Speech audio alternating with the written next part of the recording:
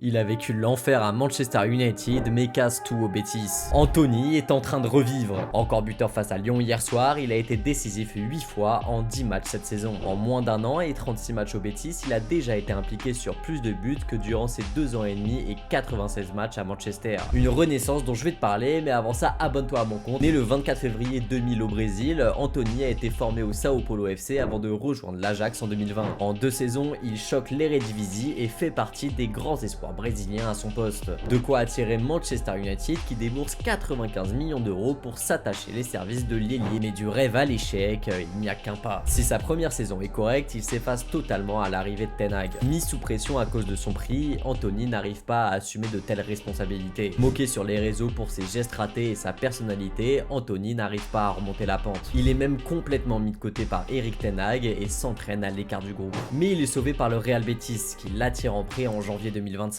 Lors de cette demi-saison, Anthony fait le bonheur des Andalous. 9 buts et 5 passes décisives en 26 matchs, il devient le fer de lance de l'attaque des Andalous avec Isco. Des performances qui en ont fait un chouchou des supporters qui ont milité pour que le club le signe définitivement cet été. Et après de longues négociations, le Betis parvient à le recruter pour 22 millions d'euros. Un soulagement immense pour Anthony, qui a même pleuré lors de sa présentation. Au-delà des stats, on retrouve le joueur qu'on avait perdu à l'Ajax, avec ses dribbles et sa créativité.